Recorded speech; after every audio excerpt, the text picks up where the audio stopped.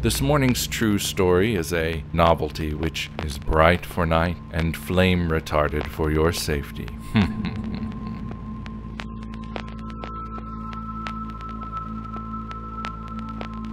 Alright, so I attended high school in the Hampton Roads area, so Norfolk, Great Bridge, Chesapeake, Newport News, places like that were my old stomping grounds. So I was one of these kids who had a lot of friends but didn't get a lot of dates. My mom worked with this lady who was this wannabe matchmaker, and through a series of machinations too boring to recount, I got set up on a date with this girl Naomi, who went to another high school. It was sometime in the fall, probably close to Halloween, I can't remember, but it definitely wasn't on Halloween night. And I must have been about 15 because I couldn't drive yet, but Naomi could. We lived right around the corner from a Blockbuster Video, so I told her to meet me there. This was one of my first real dates, so I wasn't quite sure what to expect. For some reason, I thought we might go to El Toro Loco and split a plate of nachos or something. I was such a dork. She showed up about 20 minutes late in her old beater Pontiac. You know, kids didn't get a brand new Lexus as their first car when I was growing up. She had two friends in tow. Two male friends. These guys, Aiden and Noah. She never told me why she brought these guys with her, and I never asked. Did she think I was some kind of creep that she needed protection from? Or maybe she wasn't taking the whole date thing very seriously because she, like me, was kinda set up against her will by some old lady. Either way, it started with a cringy vibe that I was never able to shake. Well, obviously, when you hear how the night ended. Aiden and Noah were such douchebags, too. They just sat in the back seat cracking all these inside jokes and talking about somebody called Amon. I asked them who they were talking about, and they pointed at my date and said Naomi spelled backwards as Amon. Yeah, classy. But she didn't mind. She laughed just about every time, like these two douche nozzles had just invented comedy. As soon as I got in the car, my hopes of an unlikely love connection ended pretty quickly. So I just sat back and planned on enduring the evening, for lack of a better term. Naomi and her friends had no real plan for the night, aside from just driving around aimlessly, I guess. Which was a popular thing to do back then, especially for kids who'd already gotten a driver's license. Naomi drove around looking for this place called the Iroquois Club. And it was some under 21 club, apparently, that sounded whack as fuck if you ask me. But she never could find it, and Aiden and Noah were too broke to pay the cover, so we didn't go, which was all fine by me. Then the three of them got a bug up their ass to go find Trick or Treat Trail. I guess I'd better tell you what that is. Just about every kid I knew had heard some version of the story. Here's how I heard it.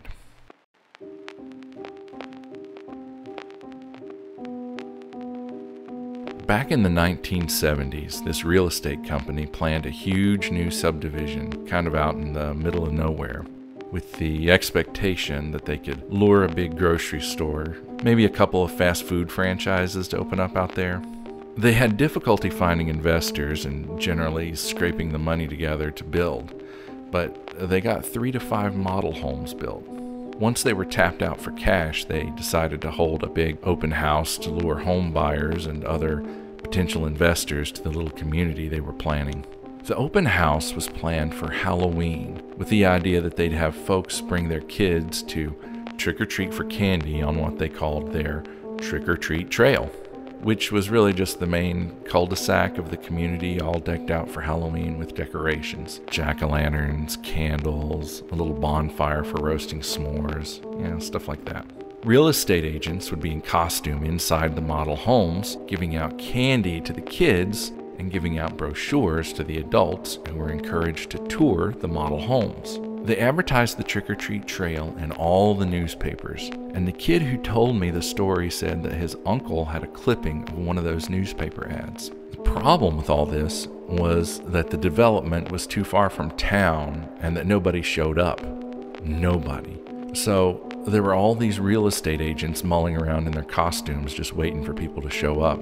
And as I'm telling this, it's sounding a lot like the setup for an Arrested Development episode, but whatever. Now, this is where the story gets harder to swallow. They say that it was an unusually dry fall. It hadn't rained since early September or some shit. The story goes that the wind kicked up and fanned the flames of the little bonfire until one of the embers got on the roof of one of the model homes. It was dry and windy, so the house caught fast. The real estate agents knew the fire department was too far away to prevent any damage, so they tried to put the fire out themselves. Don't ask me how. Unfortunately, they were wearing Halloween costumes, and in the early 70s, store-bought costumes were notorious for being highly flammable. I don't know why they wouldn't have taken off their costumes first, but whatever. They were trying to put out a fire in flammable costumes, and surprise, surprise, they caught on fire too, and they all burned alive.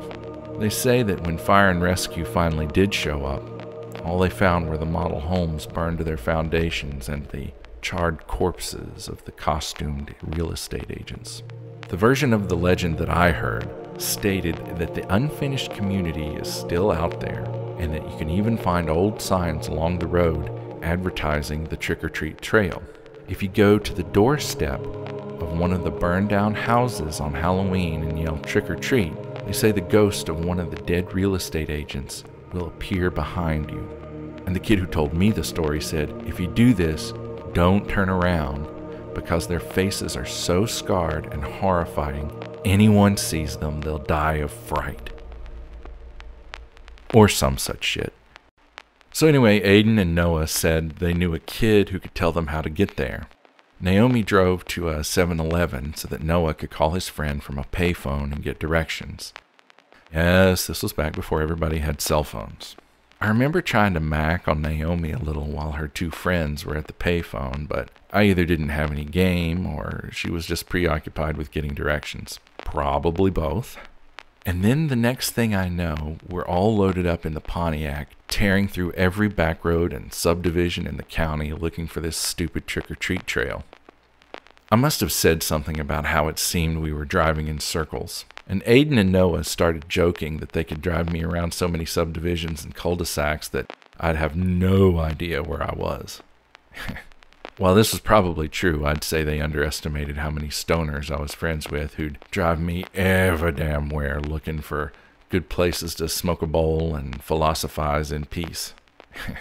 That's another story. Suffice it to say, we ended up somewhere. I don't know if it was the place we thought it was, but wherever we were someplace creepy. We went down a lot of unfamiliar roads way out in the middle of bumblefuck, far away from any street lights or strip malls or office parks or any of the shit we were used to. I remember Naomi was starting to get a little freaked out about finding our way back. I would tell you my vague notion of the place we ended up, but I don't want any of your listeners trying to go there, so I'm going to keep those details to myself.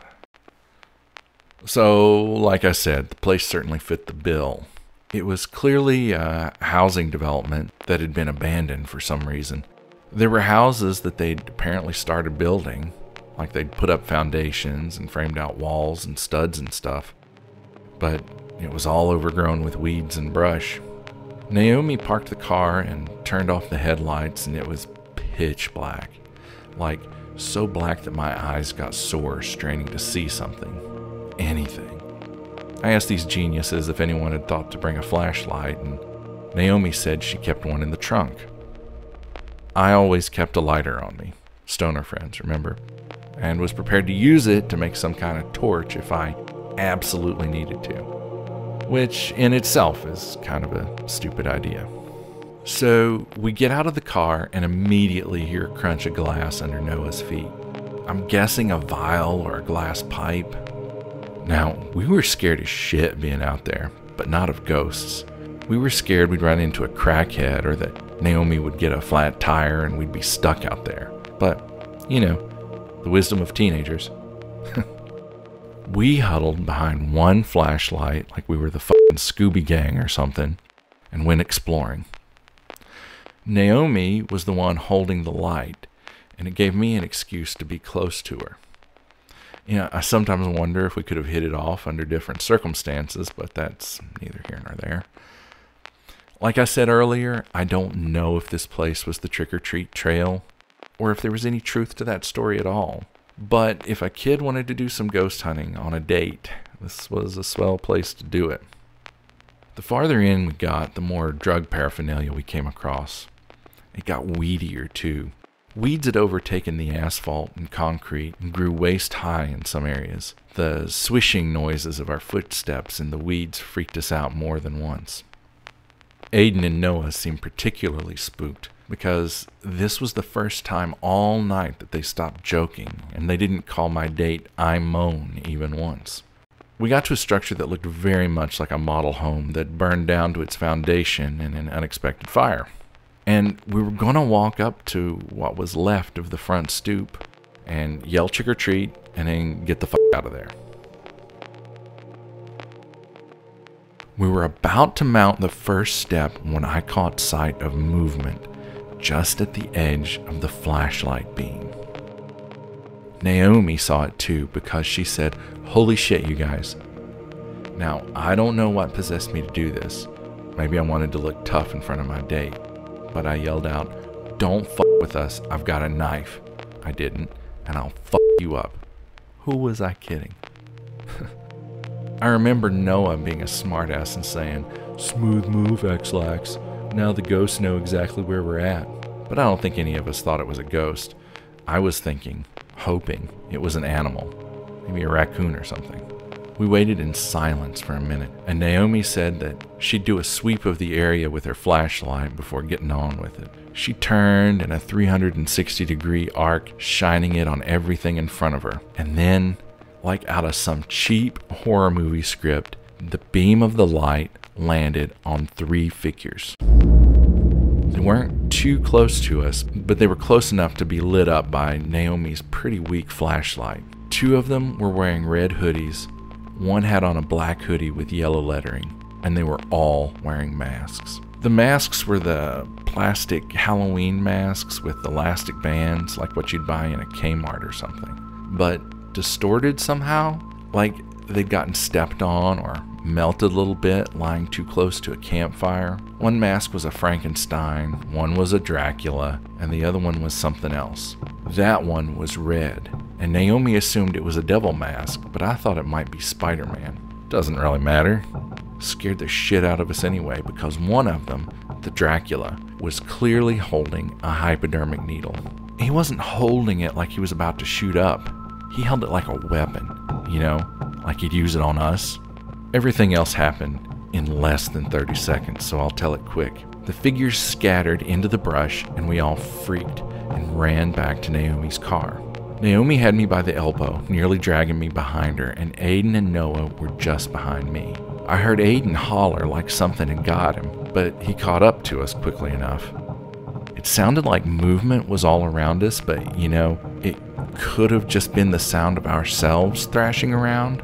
Just as we got to the car, the beam of the flashlight caught some kind of reflection underneath the car. 2 little red pinpricks in the dark, like the eyes of something underneath the car. We just about shit our pants and moved as hard as we could to get into the car and lock the doors. Naomi started up the engine and peeled out of there so fast she almost hit a fence post as she was reversing.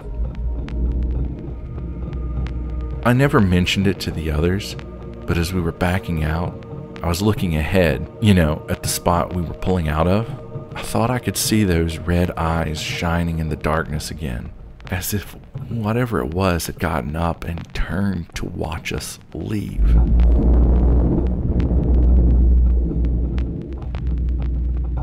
The whole ride back to our town, and it was a long ride because we'd gotten pretty lost. Aiden said that one of the masked people had grabbed him while we ran and tried to shoot him up with some of that shit that he had in the needle. He said he felt the needle prick his skin, but, you know, didn't penetrate. He rolled up his pants leg and showed us a spot on his calf that looked like a needle prick, but I don't know. That could have been made by a sticker bush.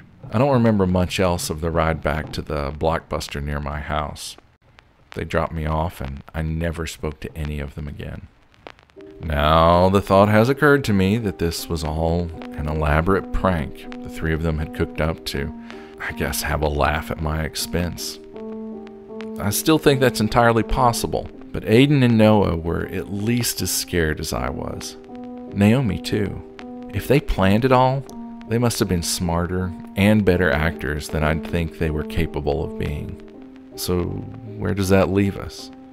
Maybe we ran across some crazies in masks, or maybe other kids looking to fuck us up. Maybe some psychopaths looking to drug us and abduct us and whatever. Ghosts? Could be. Those red eyes still keep me up at night. Yeah. In fact, just thinking about them just... you know.